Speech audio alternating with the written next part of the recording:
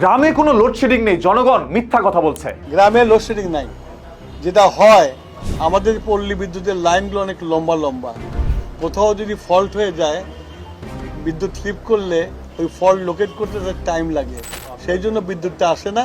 আবার লাইন ঠিক হয়ে গেলে বিদ্যুৎ চলে আসে। এখানে মন্ত্রী মহোদয় যেভাবে কথাটা বলেছেন যে গ্রামে কোনো লোডশেডিং নেই, জনগণ মিথ্যা কথা বলছে, কারণ জনগণের দাবিটা সম্পূর্ণই মিথ্যা। পল্লী বিদ্যুতের লাইন অনেক দূরে হওয়ার কারণে মাঝে মাঝে সেই তার কাটা পড়ে, আর এতে করে সেই তার আবারও সংযোগ দিতে সময় লেগে যায়। এতে করে মানুষ ভাবে লোডশেডিং হচ্ছে, মূলত লোডশেডিং হচ্ছে না। তাহলে দেখি বিদ্যুৎ অফিসের একজন কর্মকর্তা কি বলে। আমার এখানে 4টা লাইন আছে, 4টা লাইনের 3টাই বন্ধ, একটা লাইন চালু রাখতে পারছি। এটার কারণ লোডশেডিং। তো লোডশেডিং এর এত পরিমাণ ভয়াবহতা যে আমার 4টা লাইনের 3টা বন্ধ রাখতে হচ্ছে।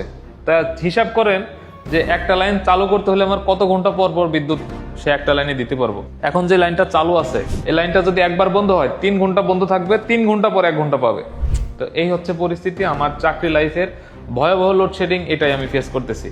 এর আগে এরকম লোডশেডিং আমি কখনো পাইনি। বিদ্যুৎ অফিসের একজন কর্মকর্তা যখন নিজের মুখে বলল একটি মিটার চালু রাখতে গেলে আরো 4টি-5টি মিটার বন্ধ করে রাখতে হয়, একটি এলাকার মধ্যে টানা 3 থেকে 4 ঘন্টাও কখনো বিদ্যুৎ থাকে না। তার এই কর্মজীবনে এই প্রথম তিনি এরকম কোনো কিছুর সম্মুখীন হয়েছে যে টানা একটি এলাকায় 3 থেকে 4 ঘন্টা, কখনো 5 ঘন্টাও বিদ্যুৎ থাকে না। তাহলে জনগণ যে দাবি করছে আমাদের এলাকায় বিদ্যুৎ থাকে না, ওইটাই তো সত্য। যদি সত্য হয়ে না থাকতো তাহলে তো বিদ্যুৎ অফিসের একজন কর্মকর্তা এই ধরনের কথা বলতো না, সরাসরি প্রমাণ দেখিয়ে। হয়তোবা সেই হতভাগা কর্মকর্তার চাকরিও যেতে পারে সত্য উন্মোচন করে দেওয়ার জন্য। যেহেতু ভিডিওটি ইতিমধ্যেই সামাজিক যোগাযোগ মাধ্যমে ব্যাপক পরিমাণ আলোচনা এবং সমালোচনার একটি আভাস দেখা দিচ্ছে, সেহেতু ওই বেচারার চাকরি নাও থাকতে পারে। আমরা সবাই তার দিকে একটু নজরদারিতে রাখবো, যাতে করে তার চাকরি চলে গেলে সেই তথ্যটি যেন আমরা পাই। একজন মানুষ সত্য তথ্য ছড়িয়ে দিয়েছে। এখন ওই যে এমপি মন্ত্রীরা যে বলছিল লোডশেডিং নাই গ্রামের মধ্যে, তাহলে সেই বিষয়টি সম্পূর্ণই মিথ্যা।